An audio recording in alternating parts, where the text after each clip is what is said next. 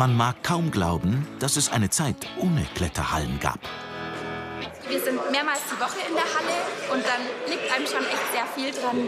Das ist dann auch ein Ort, an dem man echt gerne geht und sich auch sehr wohl fühlt. Nach Wohlfühlen sieht die ehemalige Industriehalle in Seltmans von außen nicht gerade aus.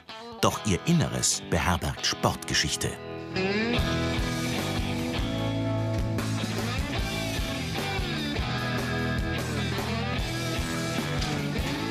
Vor einem Vierteljahrhundert begannen hier die Gründungsmitglieder des ersten Allgäuer Sportkletterclubs mit dem Bau der ersten Kletterhalle Deutschlands. In den frühen 1980er Jahren war das Sportklettern nicht nur eine Alternative zum traditionellen Alpinismus. Es war, in heutigem Vokabular, ein Lifestyle für eine ganz neue Generation von Kletterern. Uschi und Bernd Brause gehörten von Anfang an zur jungen Szene. In uns allen brannte damals ein Feuer, das Klettern. Klettern war unser aller Leben. Das Trainieren in den kleinen Boulderhallen, die wir uns gebaut haben, hat uns einfach nicht mehr gelangt. Wir wollten nach oben. Uschi und Bernd wollten nicht nur nach oben, sondern auch in die Ferne. Reisen war Bestandteil des Kletterns. Vor allem die USA galten als das Mekka der Freeclimber. Uschi war nie nur dabei. Sie bildete mit Bernd eine gleichberechtigte Seilschaft. Zu einer Zeit, in der die Kletterszene fast ausschließlich aus Männern bestand. Ja, wo wir uns dann immer in die Alpen getroffen haben mit Kumpels und der Bernd immer erzählt hat, was wir denn morgen für eine Tour vorhaben. Dann haben sie immer so in die Runde geschaut und haben ihn gefragt, mit wem machst du denn die Tour? Und der Bernd hat dann immer gesagt, ja, mit der Uschi, mit wem sonst?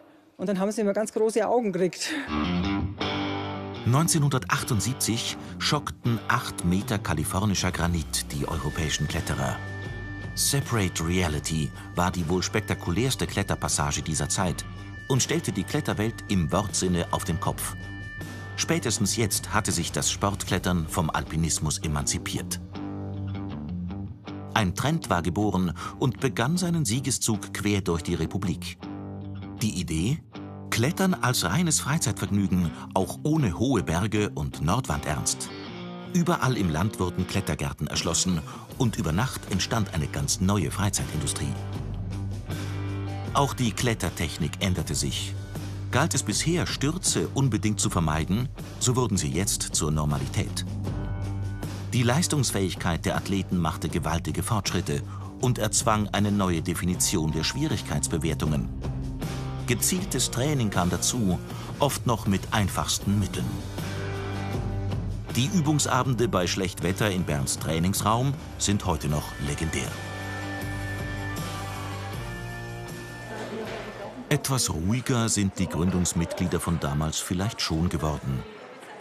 Aber keinesfalls weniger kletterbegeistert.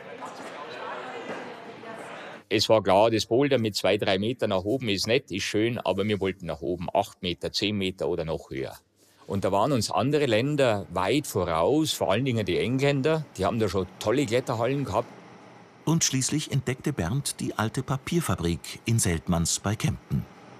Als wir das erste Mal diese Halle dann gesehen haben, betreten haben, war das Ding gefüllt bis oben hin mit illegal gelagertem Kunststoffmüll, Dreck und sonstigen Sachen. Aber letztendlich war für uns erkennbar, das ist die Location, wo wir unsere Kletterhalle reinbauen werden. Ein Verein wird gegründet und jedes Mitglied gibt 5.000 D-Mark zinsloses Darlehen und ebenso viele Arbeitsstunden.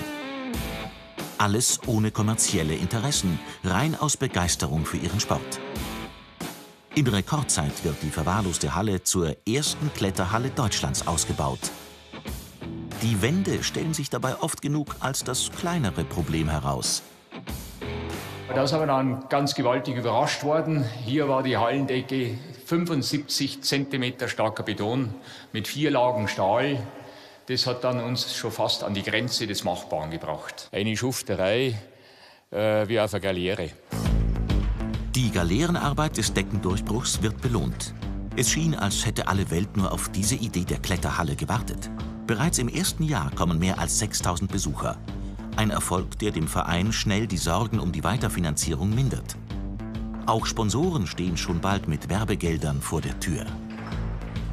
das war ja das Erstaunliche. Die Halle ist noch gar nicht gestanden, das war eine leere Halle. Die haben da nicht einmal reingeschaut und haben trotzdem Geld gegeben. Wir haben uns alle gewundert, haben uns aber alle sehr gefreut darüber, dass sie Vertrauen in uns gehabt haben, dass das was wird mit der Halle. Das Bouldern ohne Seil an niedrigen Wänden war ebenso Teil der Hallenidee wie die Tauglichkeit für Kinder. Es gab von Anfang an einen Bereich für die kleinsten Felsaspiranten. Indoor-Klettern sollte ein generationenübergreifender Familiensport sein. Als die Halle noch nicht gab, war Kinder und Klettern, das hat es überhaupt nicht gegeben. Damals war so das Durchschnittsalter, wo jemand zum Klettern begonnen hat, vielleicht 16, 17, 18 jung. Und jetzt fangen die zum Klettern an, ja, ich sag fast schon im Kindesalter. Also da ist jemand, der mit 16 klettert, schon fast ein Oldie. Für sportlich ambitionierte Kletterer entscheidet aber die Qualität der Routen über die Qualität einer Halle. In Seltmanns gibt es neben den sonst üblichen Griffen sehr viele handmodellierte Wandstrukturen, die ein fast felsähnliches Klettern ermöglichen. Bernd legt großen Wert auf kreative Routengestaltung. Die Schwierige beim Einschrauben sind die leichten Routen. Gute, leichte Routen zu schrauben erfordert viel Aufwand. Es soll ja nicht ein einfacher Bewegungsablauf links, rechts sein, sondern auch der leichter klettert, soll von der Bewegung her eine gewisse Anforderung haben, ohne dass er überfordert ist. Über 12.000 Klettergriffe besitzt der Verein heute. Einmal im Jahr, während der Sommerpause, wird jeder einzelne davon von Hand geputzt. Und es entstehen 170 neue Kletterrouten.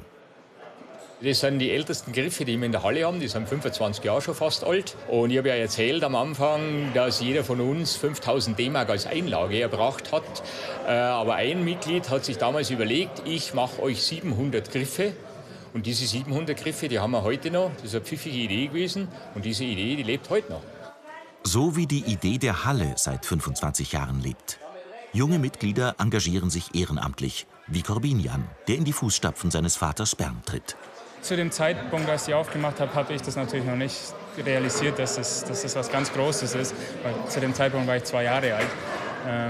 Natürlich wäre es schön, wenn ich das jetzt weiterführen könnte mit meinen Kollegen hier.